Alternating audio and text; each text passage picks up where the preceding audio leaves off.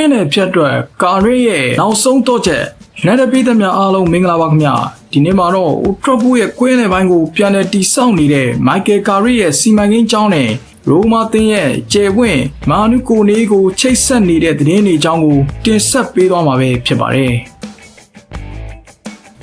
United ရဲ့လက်ရှိကွင်းလယ်အနေထားလက်ရှိချိန်မှာ Andres Santos နဲ့ Euro Telemann တို့ကို United အနေနဲ့ခေါ်ယူထားပေမဲ့ Casemiro ထွက်ခွာသွားတာနဲ့ Manuel Ugarte ရဲ့ဒဏ်ရာပြဿနာကြောင့်ခန်းစစ်ပိုင်းကွင်းလယ်လူတူကတော့ထက်လိုနေပါသေးတယ်ဒီနေရာအတွက်ရိုမာရဲ့ကျယ်ဝင့်မာနုကိုနေကို United နဲ့ Carrick ကတော့စိတ်ဝင်စားမှုတော်လေးမြင့်တက်နေပါတယ်မာနုကိုနေဟာလားလာကောင်းတွေရှိပြီး United နဲ့အဝင်ဝင်ကြဖြစ်မယ်လို့လဲ Carrick အနေနဲ့ယုံကြည်ထားပုံရပါတယ်မာနုကိုနေဆိုတာဘလို့ကစားသမားမျိုးလဲသူရဲ့ကစားဟန်ကိုကြည့်မယ်ဆိုရင်သူဟာခစ်တစ်ကွင်းလက်လူတယောက်မှရှိတဲ့အရေးချင်းတွေကိုပိုင်ဆိုင်ထားသူပါကြန့်ခိုင်မှု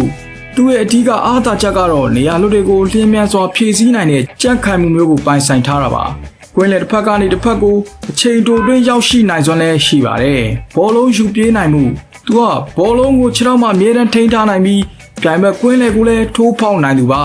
ကိုတင်ကွင်းလက်မှာပြားပေးခံရတဲ့အချိန်တွေမှာတည်ငြိမ်စွာနဲ့ဘောလုံးကိုရှေ့ဆက်တဲဆောင်သွားနိုင်တာကတော့သူ့ရဲ့ထူးခြားတဲ့ရည်ချင်းတစ်ခုပါပဲခန်းစစ်ပိုင်းအနေနဲ့ကြည့်မယ်ဆိုရင်ကက်စမဲရိုရဲ့နေရာမှာစားထိုးဖို့ခန်းစစ်ကူညီမှုကတကယ်ကိုရေးပါလာပါတယ်ကိုနေဟာပြိုင်ဘက်ရဲ့တိုက်စစ်ကိုကြားပြတ်ဖြတ်ထုတ်တဲ့နေရာမှာလွန်ကောင်းပါတယ်သူ့ရဲ့အမြင်နဲ့ခွန်အားကကွင်းလယ်မှာပြိုင်ဘက်ကိုမြဲလို့တာစီရယူထားနိုင်သူပါကာရီရဲ့နီးဗျူဟာနဲ့အဝင်ကွင်းကြမှုခုမိုက်ကယ်ကာရီရဲ့နီးဗျူဟာကိုကြည့်မယ်ဆိုရင်သူကကွင်းလယ်မှာ control ပိုလုပ်ချင်တဲ့ပုံစံမျိုးကိုပုံဖော်နေတာပါ။ Telemann, Bruno Fernandes,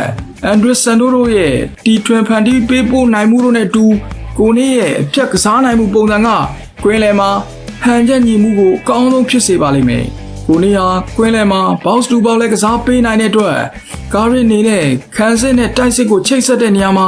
ပုံမလွတ်လပ်ခွင့်ရလာပါလိမ့်မယ်။ဥကာတိမရှိတဲ့ချိန်မှာကိုနေရအသင်းရဲ့အဓိကခန်းစစ်တိုင်းဖြစ်လာဖို့လားလာအများဆုံးပါပဲ